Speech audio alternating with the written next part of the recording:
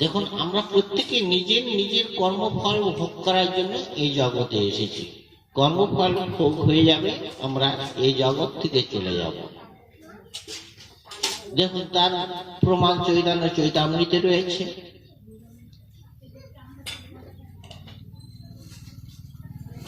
শ্রীবাস পণ্ডিতের গৃহে ভগবান গৌরসুন্দর নিত্য গীত করতেন, তাই না? সেই অবস্থায় শ্রীবাস পণ্ডিতের পুত্র পরলোক গমন করলেন। ভিতর থেকে মালিনী দেবী এবং আরো অনেক মায়েরা ছিল, তারা কেঁদে উঠলেন। শ্রীবাস পণ্ডিত সঙ্গে সঙ্গে বাড়ির ভিতরে গেল, বলছে, যদি তোমরা কাঁদো, মহাপ্রভুর নিত্যের যদি ব্যাঘাত ঘটাও, তাহলে আমি সত্যি সত্যি করে বলছি, কালকে গঙ্গায় প্রবেশ করে আমি প্রাণ ত্যাগ করব। জানতে পারছে না।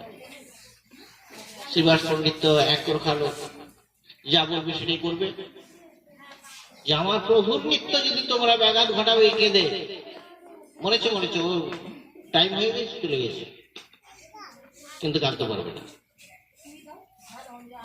মহাপ্রভু নিত্য করছেন আর মাঝে মধ্যে বলছে যে আজকে আমার নিত্যে কোনো আনন্দ আসছে না, নিশ্চয়ই শ্রীবাস পণ্ডিতের গৃহে কিছু অমঙ্গল এসে বলুন তো। যিনি স্বয়ং ভগবান, যার গৃহে নৃত্য করছেন, নিত্য কীর্তন করছেন, তার গৃহে এলো এরকম ঘটনা হতে পারে? তার পুত্র কি পরলোক গমন করতে পারে? কারণ এটা জীব শিক্ষার জন্য করা হয়। তখন ভেতর থেকে একজন বলল যে শ্রীবাস পণ্ডিতের পুত্র পরলোক গমন করেছে।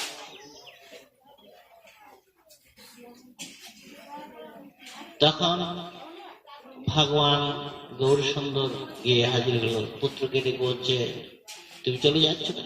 বলছে, এই দেহে যে কয়দিন ভোগ করার এই ছিল, সে কদিন আমার ভোগ শেষ হয়ে গেছে, তাই এই দেহ ছেড়ে আবার আমি অন্য দেহে যাচ্ছি। কারণ যেখানে যে কয়দিন তার ভোগ করার অধিকার থাকবে, সেই দেহে সেই কয়দিন, যেরকম এই জামা ছিঁড়ে গেলে আবার নতুন বস্ত্র পরে দেবে। আত্মার বিনাশ নাই, আত্মা অগ্নিশ্বর, এক জায়গা থেকে আর একটা জায়গা পরিবর্তন করছে। অতএব আমরা যেরূপ ভাবে চলবো, আমাদের প্রতি কিন্তু সেই রূপ ভাবে। অনেকেই বলে থাকেন যে আত্মা মাছ চাইছে, মাংস চাইছে, এটা চাই, অখাদ্য কুখাদ্য খেতে চাইছে। আত্মা কিন্তু কখনো চায় না। আত্মা হচ্ছে শুদ্ধ সাত্ত্বিক।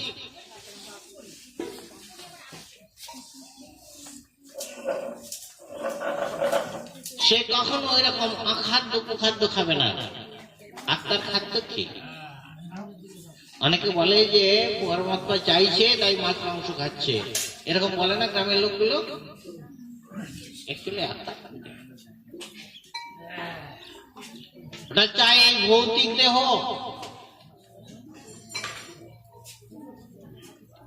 এই পঞ্চভৌতিক দেহ ওটা চায়,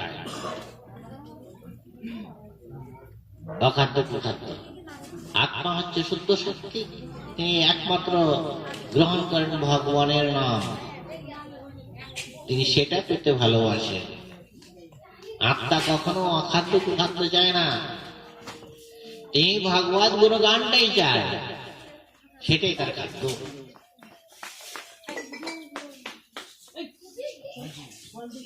সেই জন্য আমি আপনাদের কাছে একটাই প্রার্থনা করব, দেখুন আমাদের প্রায় বয়স শেষের দিকেই, অধিকাংশ যা এখানে আছেন, কদিন বাঁচবো কেউ আমরা জানি না। কারণ ভাগবতেও রয়েছে, পৃথিবীর মধ্যে আশ্চর্য কি,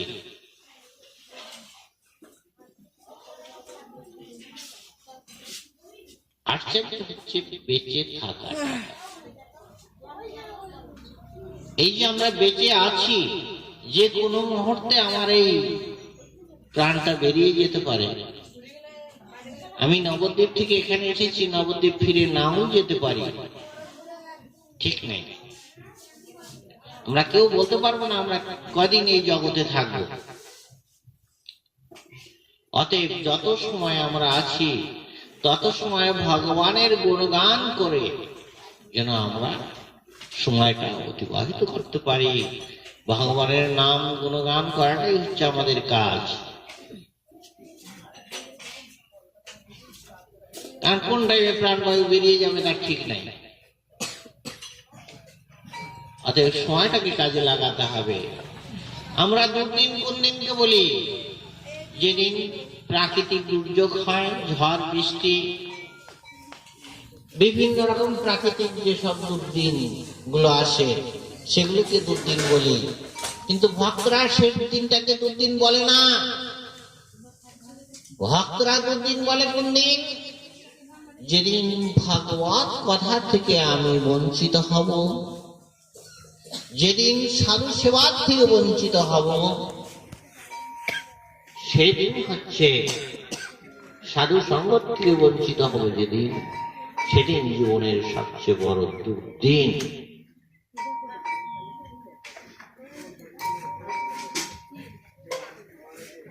সেদিন হচ্ছে সবচেয়ে দুর্দিন। ভগবত কথা থেকে যেদিন বঞ্চিত হব, ভগবত কথা শ্রবণ করা থেকে যেদিন আমি বঞ্চিত হব, সেদিন হচ্ছে আমার দুর্দিন।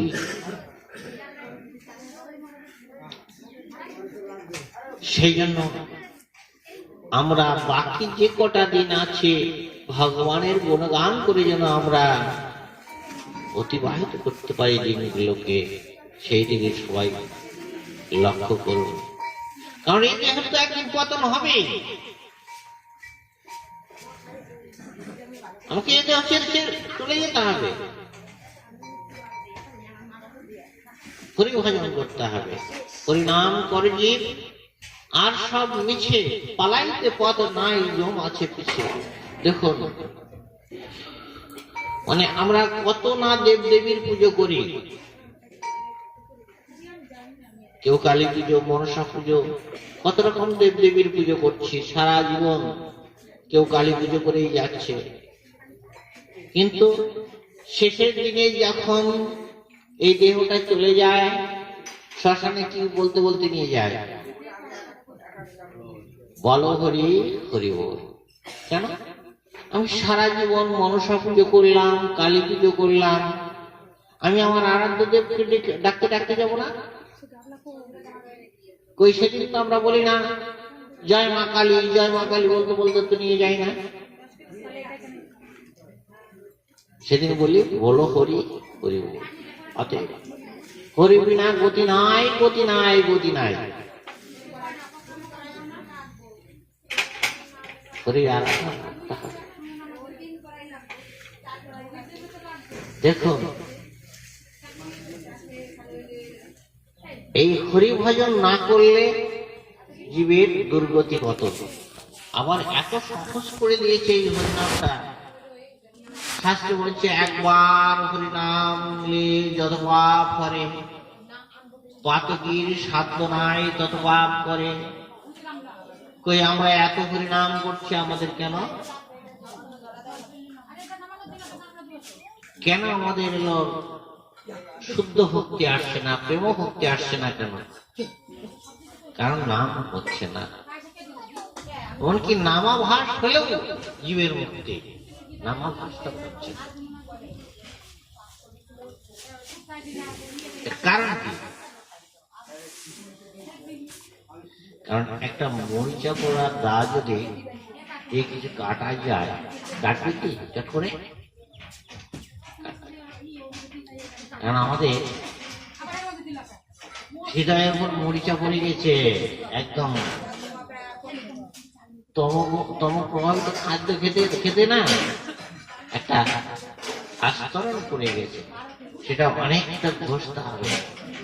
যেরকম দীর্ঘদিন একটা দাঁতে ফেলে রাখলে মরিচা পড়ে যায়, তার ঘষতে ঘষতে ঘষতে ঘষতে ধারালো হয়, তখন কাটা যায়। তম প্রভাবিত খাদ্য খেতে খেতে আমাদের তামসিক ভাব হৃদয়ের মধ্যে জেগে গেছে। নাম যতই করছি না কেন কীর্তির নাম হয়ে যাচ্ছে, প্রকৃত মন থেকে আসছে না সেটা। সেই জন্য দরকার আছে অভ্যাস যোগ। আমরা এখন যেটা করছি অভ্যাস পরিণাম করছি, পরিণাম করতে করতে করতে করতে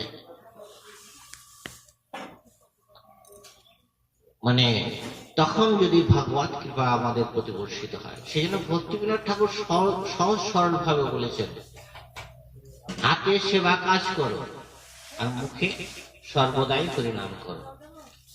আচ্ছা, আমরা আর একটা জিনিস দেখি, মঠে গেলেও আমাদের যে কাজ করতে হয়, বাড়িতে থেকেও আমরা সেই কাজই করি। অতএব সাধুরা বলছে সেবা আর আমরা বলছি কাজ। কারণটা কি? মঠেও যে আমরা কাজ করি, বাড়িতেও কাজ করছি। মঠে অথচ সাধুরা বলছে এটা সেবা কাজ করছে। এর কারণটা কি? শাস্ত্রে বলেছে আত্ম ইন্দ্রিয় প্রীতিবাঞ্ছা ধরে কামনা, আর কৃষ্ণ ইন্দ্রিয় প্রীতিবাঞ্ছা ধরে প্রেমনা। এই দুটোর মধ্যে এখানে পার্থক্য। মঠে করছেন ভগবানের জন্য, আপনার জন্য নয়, আমার জন্য নয়, সেটা সেবার মধ্যে পরিগণিত হচ্ছে। আর বাড়িতে আপনার ছেলে মেয়ে আত্মীয় স্বজন পোষার জন্য, বাড়িতে রন্ধন করছেন, ছেলে মেয়ে আত্মীয় স্বজন পোষার জন্য রন্ধন করছেন। যদি আবার ভগবানের জন্য করতেন তাহলে সেটা সেবার মধ্যে পরিগণিত হতো। এইখানে মানে দুটো লাইন ওদিকে চলে যাচ্ছে।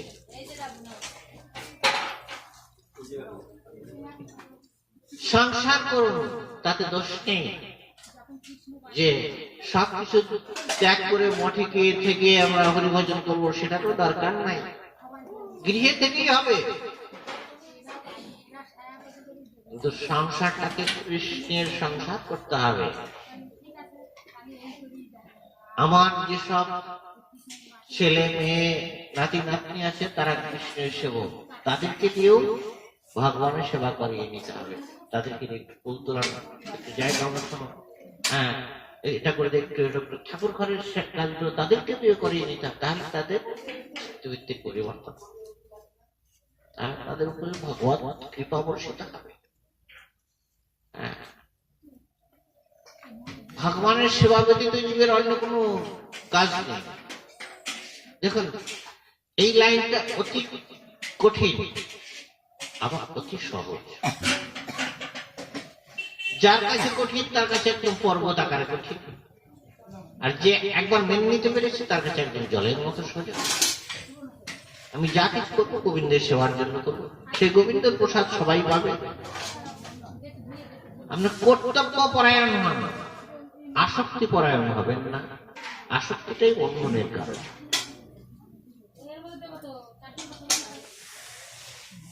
কারণ আপনার ছেলে মেয়ে যারা আছে তারা ভগবানের সেবক, তাদেরকে ভগবানের সেবা করিয়ে নেবেন। কাজটা হচ্ছে ওইটা। যা কিছু করবেন ভগবত উদ্দেশ্য করুন। আপনি চাষ করছেন গোবিন্দের সেবার জন্য চাষ করুন।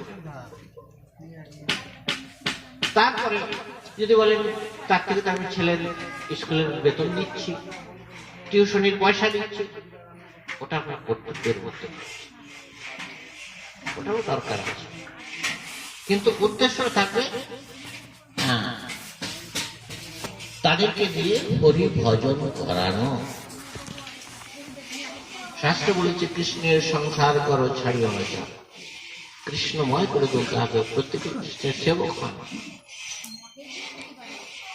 সাত্বিক আহার করুন এবং সবাইকে নিয়ে হরি ভজন করুন, তাহলেই সেটা কৃষ্ণের সংসার হবে। তাহলেই পরম মঙ্গল লাভ হবে। ভক্তিবিনোদ ঠাকুর বলেছে হাতে কাজ করো, মুখে সর্বদাই হরি নাম করো, তাহলে নাম প্রভু একদিন না একদিন কৃপা করবেন। দেখুন, এখানে একটা জিনিস হচ্ছে, যার প্রতি এখানকার বিচারের ভগবত কৃপার বিচারের একটাই হচ্ছে লক্ষ্যের বিষয়, যার প্রতি ভগবত কৃপা যত বর্ষিত হবে সে ভগবানের কৃপা না পাওয়ার ব্যাকুলতা তার হৃদয়ের মধ্যে তত বাড়তে থাকে। এখানে হচ্ছে ব্যাপার। যার প্রতি যত কৃপা হবে, ভগবত কৃপা হবে, সে তত মনে করবে আমি কিছু করতে পারছি না, আমার দ্বারা কিছু হচ্ছে না, এরকম মনের মধ্যে আমার যেটুকু করা কর্তব্য আমি করতে পারছি না, না পাওয়ার ব্যাকুলতা তার হৃদয়ের মধ্যে তত বাড়তে থাকে। এটি হচ্ছে ব্যাপার। যার প্রতি যতটুকু ভগবত কৃপা হবে, সে তত ভগবানের না পাওয়ার ব্যাকুলতা হৃদয়ের মধ্যে তার তত বাড়তে থাকে। এটাই হচ্ছে। আর দেখুন, যিনি জগৎ ঈশ্বর, যার দ্বারা জগৎ পরিচালিত হচ্ছে, কেউ যদি কায়ম তার সেবায় আত্মনিয়োগ করে, তার প্রয়োজনীয় দ্রব্যাদি ভগবান নিজে বহন করে থাকে। জয়দেব কিন্তু এই কথাটা মেনে নিতে পারেন, কবি জয়দেব, যে আমি আমার ভক্তের প্রয়োজনীয় দ্রব্যাদি নিজে মাথায় করে বহন করে থাকি। এই কথাটা যখনই তিনি দেখলেন ভাগবতে, তখন চিন্তা করছে এটা কি করে সম্ভব? ভগবানের খেয়ে কাজ নাই, ভক্তের প্রয়োজনীয় দ্রব্যাদি নিজে বহন করে দিয়ে থাকে। এটা কিন্তু প্রকৃত সত্যি কথা। তার প্রতি দৃঢ় বিশ্বাস এবং ভক্তি থাকলে হবে। আমি আমার নিজের জীবনে দিয়ে আমি এই দলের আগের দলে আমি এমন একটা পরিস্থিতিতে পড়লাম, মানে 2 মাস আগে আমার কাছে 2-3 জন সেবক, কিন্তু ওই টাইমটা আমি একা পড়ে গিয়েছি, আমার একটা সেবক নেই। আর বাইরে না গেলে পরে কোথায় দেখবো পয়সা? আমাদের ছোট আশ্রম, কিন্তু দোল উৎসব তো এসে গেল, একটু ছোটখাটো পরিক্রমা করাই। আমি শুধু চিন্তা করছি কি করে হবে এই পরিক্রমাটা। আমার একটা মাথায় কি একটা বদবুদ্ধি মাথায় চেপে গেল, যে হয়তো গৌরসুন্দর আমাকে পরীক্ষা করছে, যে তোর গোহাল শূন্য করে দেখি তুই আমার উৎসব করিস কিনা। হাতে কিন্তু ব্যাঙ্গালোর কিছু নেই। সে বলে আমার মনে হয়েছিলেন, হ্যাঁ, কিন্তু দেখলাম, হ্যাঁ, আমি শুধু আমার যেসব ভক্তরা আসে তাদেরকে বললাম দেখো এবারকে তো আমি বাইরে যেতে পারিনি। আর আমার একটা ভরসা ছিল, আমার 2টো মুদি দোকান মানে এত পরিচিত, যা চাইবো আমি পেয়ে যাবো, পরে শোধ করতে পারবো আস্তে আস্তে। আমি যদি এখন 50,000 টাকা জিনিস চাই আমার পাঠিয়ে দেবে, শুধু ফোনে জানিয়ে দিলে হলো, ওরাই সব পয়সা পাঠিয়ে দেবে। এতটা মনে একই আছে, ওইটা আমার বড় ভরসা। বলছি এবার ভগবান গৌরসুন্দর যখন পরীক্ষা করছে আমি সব করবোই।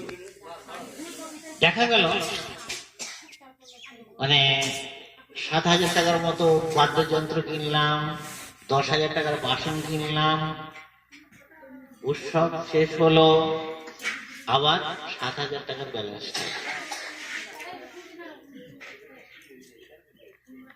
সেটা পাঠালে হতো। সেই জন্য তার সেবার জন্য যদি কেউ মন প্রাণ দিয়ে করে থাকে, তিনি সব ব্যবস্থা করে থাকেন। কোথা থেকে আসবে, কিভাবে আসবে আপনি বুঝতে পারবেন না। আমরা চাকরি করি না, বিজনেস করি না, কিন্তু আপনাদের থেকে কম রিল্যাক্সে থাকি না, আপনাদের থেকে মনে হয় ভালোই রিল্যাক্সে বেশি থাকে। কারণ নিজের সুবিধাটা আগে চিন্তা করলে হবে না, আগে ভগবানের সেবার সুবিধাটা দেখতে হবে, তাহলে তিনি সব পাঠাবেন। আপনারা দেখুন পরীক্ষা করে, এক সময় আমাদের পরম গুরুদেব ভক্তি সিদ্ধান্ত সরস্বতী ঠাকুর, সামনে রাধা অষ্টমী, কিন্তু এখন মানে ভিক্ষার সুবিধা আছে, কত রকম সুবিধা, এখন লোকগুলো অনেক পরিবর্তন আগের থেকে, কিন্তু তৎকালীন যুগে অতটা ছিল না। এখন আমাদের গুরুবর্গদের মধ্যে একজন আমাদের পরম গুরুদেবকে জানাচ্ছে কালকে রাধা অষ্টমী, কি করে কি হবে? চাল ডাল তৈরি তরকারি কিচ্ছু ব্যবস্থা নাই।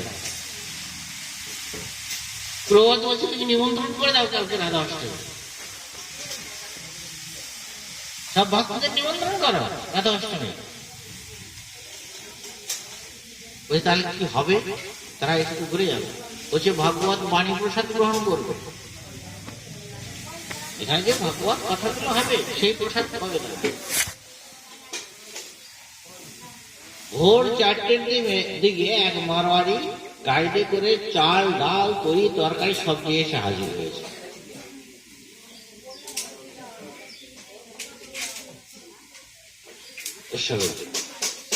দেখো এদিকে কিন্তু অনেক কিচ্ছু ব্যবস্থা নেই। তখনকার দিনে এখনকার দিনের মতো ছিল না। আজ থেকে 60-70 বছর আগে কিন্তু অত সুবিধা ছিল না। এখন লোকগুলো অনেক আগের থেকে অনেক দান ধ্যানের দিকে এগিয়ে আছে। দেখুন উৎসব কোথায় থেকে হলো, কিভাবে আসলো, দেখুন পুরো ভাগ উৎসব হয়ে যায়। দেখুন আগেকার গুরুবর্গরা তারা হরি ভজন তারা যেটা মনে করেছে সেটা সঙ্গে সঙ্গে ভগবান মঞ্জুর করে দিয়েছে।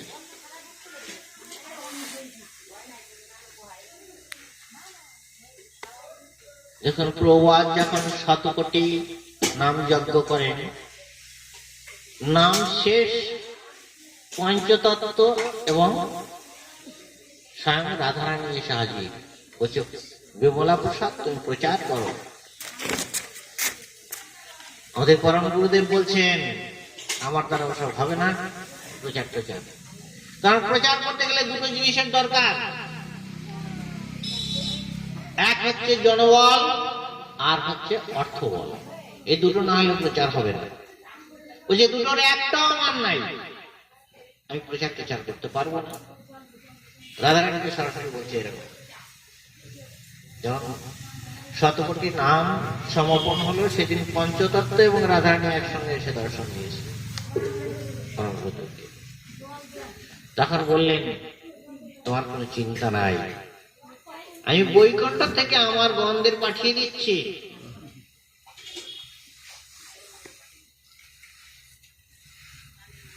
তুমি প্রচার করো। দেখা গেল কয়েক মাসের মধ্যে সব বড় বড় ঘরের ধনী ব্যক্তি, জমিদার ঘরের বংশের ছেলেগুলো অধিকাংশ এসেছে, পণ্ডিত ঘরের ছেলেগুলো এক একজন একটা দিকপাল এসে হাজির হয়ে তার কাছে। কিন্তু প্রবাদ শিষ্য করেছেন ঠিকই, কিন্তু কোনদিন বলেননি আমি শিষ্য করেছি, বলছে আমি গুরু করেছি। এবং প্রবাদে যিনি হরিনাম প্রাপ্ত তিনি লাস্টে গুরু হয়েছে, প্রত্যেকেই গুরু হয়েছে। যতগুলো শিষ্য প্রত্যেকেই গুরু হয়েছে। বলছে এরা আমার গুরু। কারণ কেন বলেছেন? এই যে রাধারানী বলেছিলেন আমি বৈকুণ্ঠ থেকে আমার গণদের পাঠাচ্ছি, সেই জন্য তাদেরকে গুরু বলে ডাকতেন। প্রবাদ কিন্তু কখনো শিষ্য বলতেন না।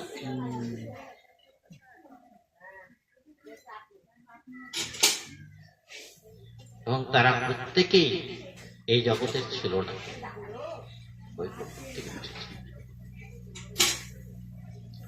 দেখুন পূর্বের সুকৃতি না থাকলে পরিভজন হয় না। এই যে সাধু সন্ন্যাসী যারা আছে অনেকে দেখবেন অল্প কয়েকদিন হলো এসেছে, অথচ বিশাল একটা কিছু হয়েছে। কারণ সুকৃতি মায়নাস হয় না। আপনি এই হরিভজন করতে করতে যেখানে গিয়ে থেমে যাবেন, পরবর্তী জীবনে সেখান থেকে আবার শুরু।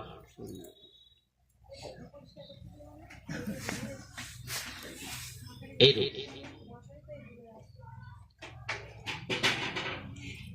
সেই জন্য হরিভজন করুন, বাকি সময়টুকু যেটুকু আছে যতটা পারেন সদ্গুরুর চরণ আশ্রয় করে হরিনাম করুন।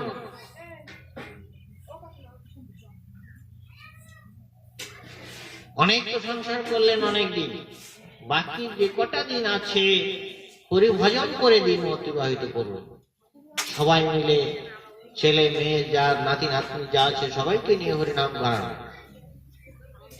দেখুন, যখন মহাপ্রভু সন্ন্যাস গ্রহণ করে নীলাচলে থাকলেন, গৌড় দেশের ভক্তরা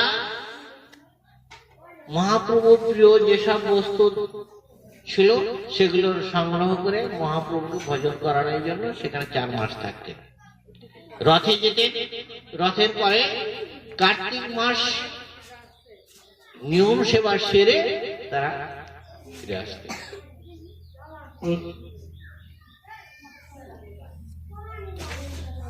মহাপ্রভুকে প্রত্যেকটা ভক্ত নিমন্ত্রণ করে এক একদিন এক একজন নিমন্ত্রণ করে খাওয়াতেন।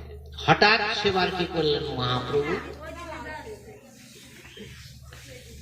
বললেন আমি লক্ষপতির গৃহ ছাড়া ভজন করি না। যিনি লক্ষপতি, লক্ষেশ্বর, তার গৃহেই আমি আতিথ্য গ্রহণ করি। সমস্ত ভক্তদের মধ্যে মলিনতা এসে গেল। তাহলে ভগবানও দেখছি আজকাল ধনী, কারণ লক্ষেশ্বরের গৃহে যদি ভজন করে তাহলে ধনী ভগবান, তাই তো? হ্যাঁ, কথার মানে তো এইটাই দাঁড়াচ্ছে। তাই সমস্ত ভক্তদের মধ্যে মলিনতা এসে গেল, ভগবান ধনীর। গৌরসুন্দর সমস্ত ভক্তের মন বুঝে বলছেন, দেখো তোমরা যে মানেটা করেছো আমি এ কথা বলি নাই। যিনি লক্ষ হরিনাম করেন তিনি লক্ষেশ্বর, তার গৃহে আমি ভজন করে থাকি। তার সমস্ত ভক্তগণ মনের আনন্দে লক্ষ নামে ব্রতী হলেন।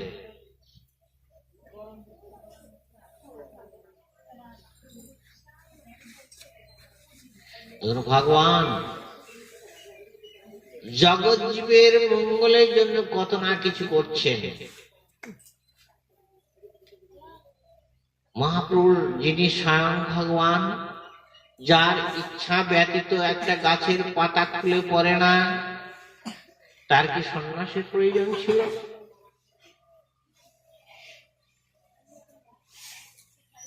দরকার ছিল হা কৃষ্ণ বলে ছুটে বেড়ানো? আমাদের মতো হতভাগ্য জীবকে শিক্ষা দেওয়ার জন্য তার সন্ন্যাস লীলা। যখন দাপরে কৃষ্ণ চিন্তা করছেন, রাধারানী এক মুহূর্ত আমাকে না দেখে থাকতে পারে না, আমার মধ্যে এমন কি গুণ আছে যে রাধারানী আমাকে না দেখলে থাকতে পারে না। ইমলিতলা বসে, বৃন্দাবনে ইমলিতলা বসে ওই চিন্তা করছে। চিন্তা করতে করতে রাধা অঙ্গ প্রাপ্তি হলেন, অর্থাৎ গৌর বর্ণ হলেন। এমন টাইমে কুন্দল ঋষিকে চিনেন? কুন্দল মুনি, অর্থাৎ যিনি সবসময় গন্ডগোল পাকিয়ে বেড়ান, তাকে চিনেন? নারদ। সেই নারদ ঋষি যে হাজির হলেন। নারদ ঋষিকে দেখেই কৃষ্ণ তার নিজের ভাব সম্বরণ করলেন। নারদ ঋষি বললেন, প্রভু একটু আগে দেখলাম গৌর বর্ণ, এই রূপে আবার কবে আপনাকে দেখতে পাবো? বলছে দাপরের শেষে কলির প্রারম্ভে আমি নবদ্বীপ ধামে এই রূপ ধারণ করে কৃষ্ণ রস আস্বাদন করার জন্য আমি অবতীর্ণ হব।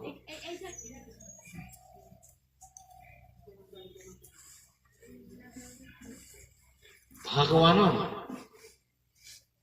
শুধু এই একটা লীলার মধ্যে তার অনেকগুলো কার্য। এক হচ্ছে আমাদের মতো হতভাগ্য জীবকে কিভাবে নাম করতে হবে সেই শিক্ষা দেওয়ার জন্য তিনি অবতীর্ণ হয়েছেন।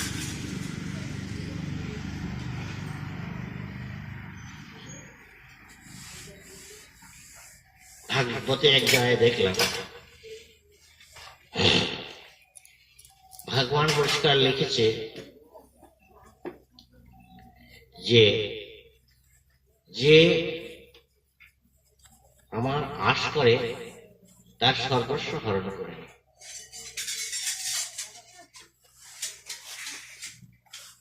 তখন সে পুনঃ পুনঃ চেষ্টা করে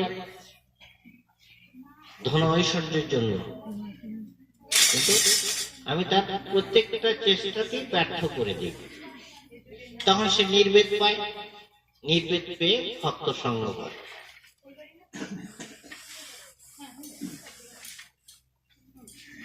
তখন আমি তারপরে পূর্ণ কৃপা কারণ ভগবান প্রথমে তার ধনৈশ্বর্য হরণ করে তাকে সর্বশান্ত করে দেন, তারপরে যদি সে না ছাড়ে তার পাশ, তখন ভগবান তার দাসের দাস হয়ে যান।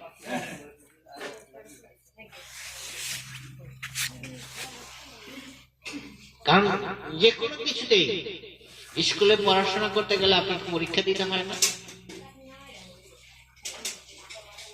হয় কি না? সব কিছুতেই পরীক্ষা আছে।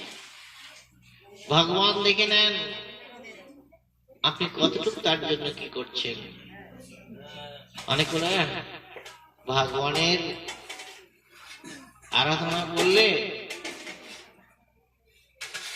ভগবান তো হচ্ছে ভিখারীদের ঠাকুর, ভগবান কৃষ্ণ হচ্ছে ভিখারীর ঠাকুর। দেখো না, যত সব ভিখারীরা ভিক্ষা করে আর তার নাম নির্মাণ করে, আর কালী টালি এইসব দেবদেবীর, কালী মনসা এইসব দেবদেবীর পুজো করলে প্রচুর ধন ঐশ্বর্য লাভ করা যায়।